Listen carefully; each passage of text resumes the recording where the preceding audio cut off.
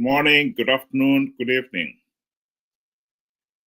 Zimbabwe is a failed state, a pariah state ruled by corrupt, incompetent, and murderous thugs.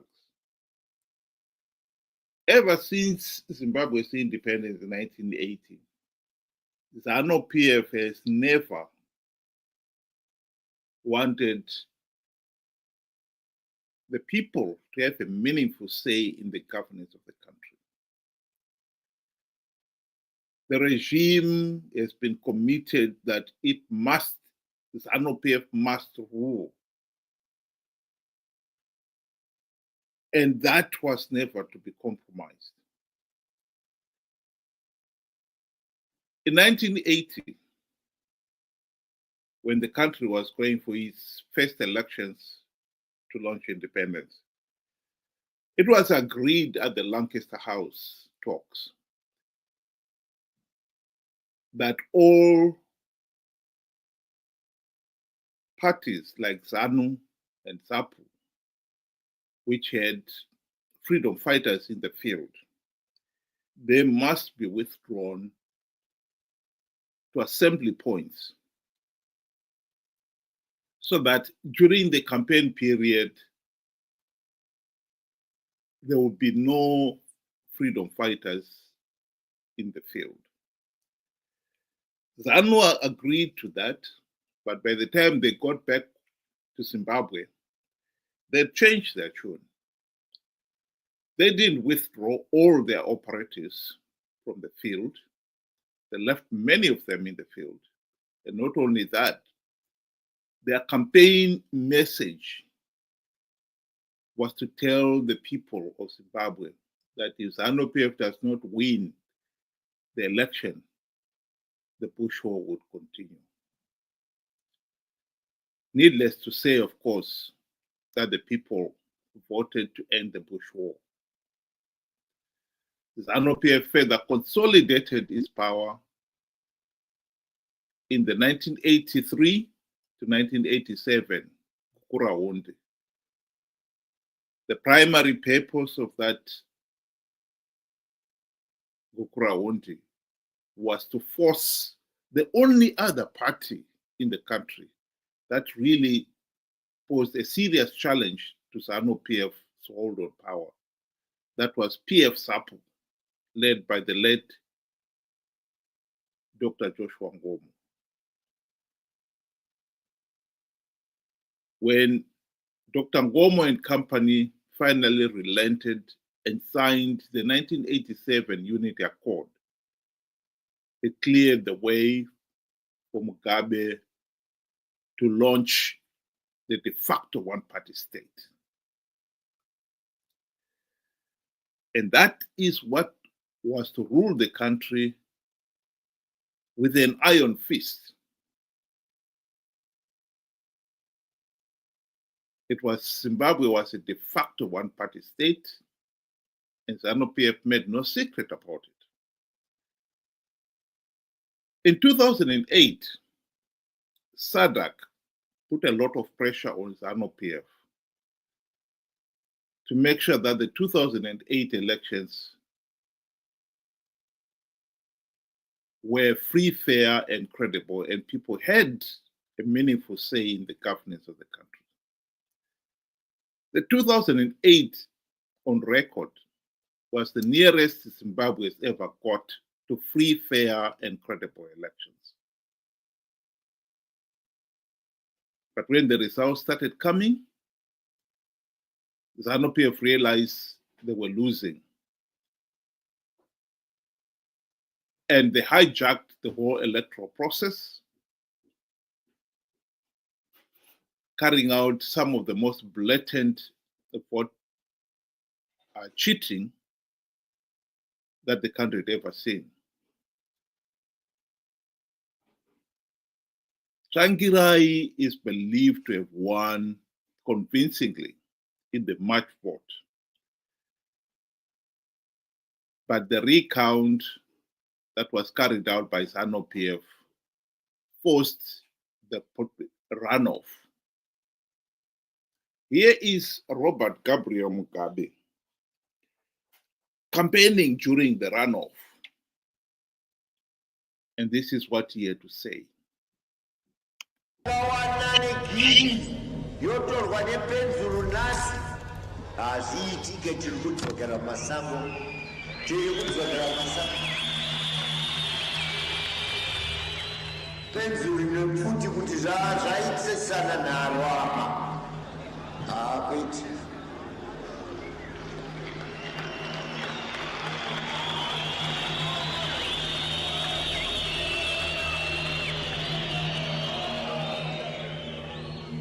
Kana inina katakaisa bairo panapa ndinochikanda pasi ndoti vakomana kwatakabva.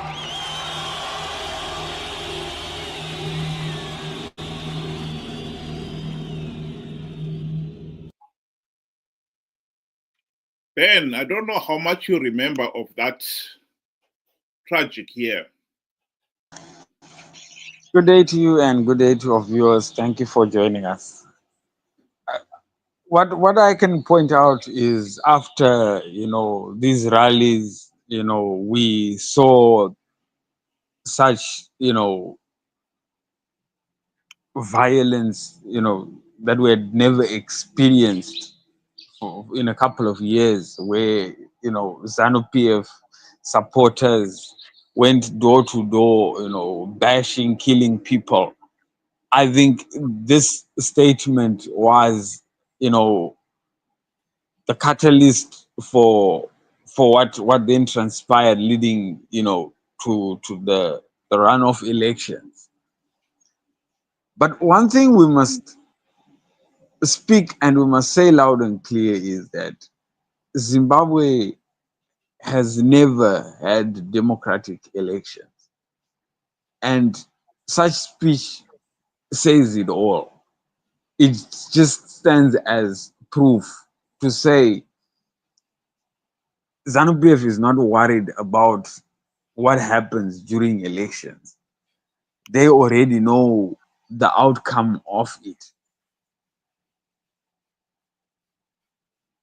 It's just a mere formality, such that they can get legitimacy from the world and recognition from the world. But they are actually indeed denying the people of Zimbabwe a meaningful say in who governs the country. Well, here is Mnangagwa boasting about his role in 2008. 2008 patakaita ma-elections pakaposa papinda Tsvangirai ndandiri election agent yapresident. Results abuda tiri party headquarters vamutasa vanga vari secretary vedu veadministration vamutasa muripi ndafona ndiri kwarusapi kombogwenda kwarusapi seka results achibuda kudai vanga aiwa zvako izvo Mnangagwa ndezvako endaenda kumusha ofisi vanga vabisa zvinhu zvavo zvose watofunga kuti zani yadini yaparara. President ofona zvakamira sei kati ndomamira zvakaita takatodini kateda sei manje mama ndikati abvudzai baba nditaurira baba gadzirai politburo cabinet musarangarira zvimwe zivi gadzirai chi cabinet asi nangoda kuti muzive kuti 2008 results abuda vamutasa vakatiza. As a country we face a generational transition. Vana vesa vari kuma below 35, they are crying out for help. The country is in a mess. Arusuru, we know we are inheriting a mess. We know this country has been left with nothing.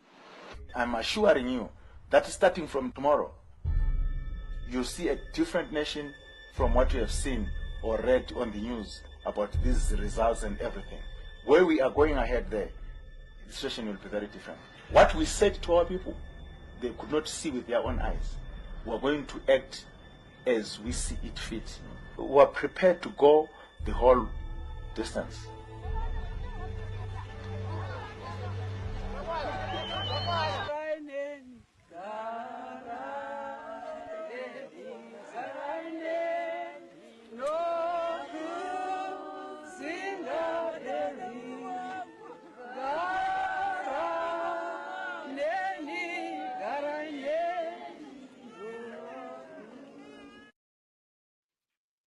The tragedy here is that so many people lost their lives. Nearly 500 people lost their lives in the 3 months of the runoff. Millions were internally displaced, and hundreds of thousands were beaten up, raped, and or had their properties destroyed. Credit where credit is due.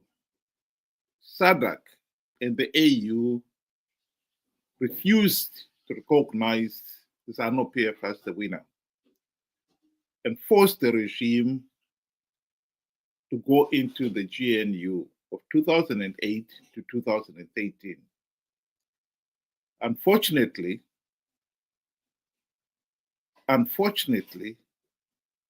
not even one token reform was implemented in those 5 years of the GNU. And so Zanu PF emerged out of the GNU with its tyrannical dictatorial powers intact. This time the party was careful to make sure that instead of the de facto one-party state, it now emerged as a multi-party, a healthy and functioning multi-party democracy in which the opposition would always be allowed to win a few seats to keep up this facade. This is where we are. It is most unfortunate that the opposition failed to implement reforms when they had the opportunity to do so. This is a reality that has been dogging this nation up to this date. Ben. I think, I think the people, as a people who have failed to realize that Zanu PF has adapted, their strategies. They have since upgraded, and we are now left behind. We have a situation where, Zanu PF will rig the elections just to get them through the line and leave us in a state of saying we were almost there. I'm sure next time we will get there. Forget about that. You will never go get there because that is how it has now been designed. And we are also failing to understand that the opposition now has a role to play, like you mentioned before, to create the facade, that Zimbabwe is a functioning democracy. They know they will not win rigged elections, but they have something to gain from participating. And we have failed to realize that. I mean, look, the evidence is overwhelming.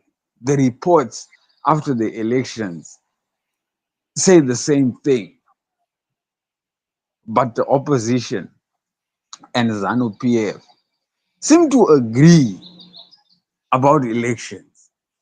Whenever it's election time, they're all agreeing, let's go for it. When it's time to share the spoils of war, they're all agreeing for it. Give us 2 cars, give us the housing allowance. They all agree on that. I'm not going to discuss about them, but I'm going to talk about us. What is in it for us? Why have we failed to see this? And what are we going to do about it going forward? These are the 3 questions that we need to answer. And unless we answer them as truthfully as possible, we are going to go into the 2028 elections as things are. And I bet each and every one of us knows the result of those elections. Zanu PF will win. Triple C MDC will have a few seats here and there, and then everybody will get paid except us. We need to do something about it. And it starts by with the simple no reforms, no election. That's it. Period.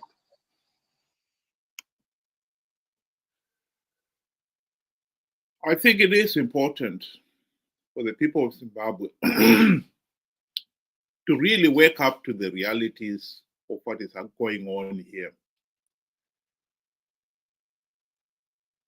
Zanu PF has been rigging elections. In fact, if anything at all, if you look at what happened in 2008, and you find people like Mnangagwa boasting about it, it is inconceivable that such a man could go on to occupy State House. Mnangagwa and his cronies should have gone to prison for their role in the 2008 electoral coup. They didn't. And that gave them the audacity to continue. We should not be surprised that he has gone on to have another coup, him and his friends. And he is now state president.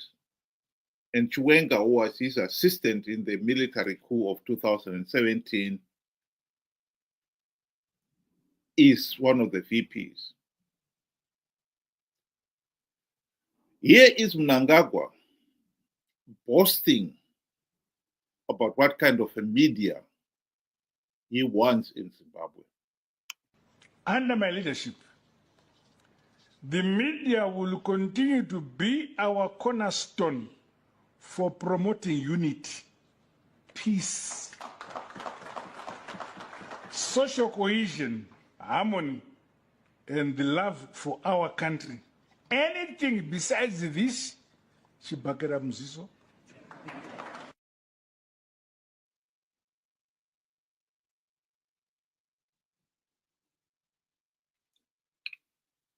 Here is an individual who has no qualms about democracy, rule of law. He is insisting and boldly boasting that the media should toe the line or they'll be brutalized. We have seen this regime brutalize the media already. And it has done that all the last 45 years. My concluding remark to the people of Zimbabwe today is that we have failed to address the problem of bad governance. We have a dysfunctional political system. Pretending that we have got, or we can make it work, is absolutely a waste of time. We should pay now attention, full-time attention, on how to put this regime and dictatorship right. The number one priority for the people of Zimbabwe is dismantling the dysfunctional political system by implementing the democratic reforms and making sure we've got free, fair, and credible elections. Because nothing, absolutely nothing, will ever be achieved until we deal with this problem. Our number one problem in Zimbabwe is the case of rigged election and bad governance.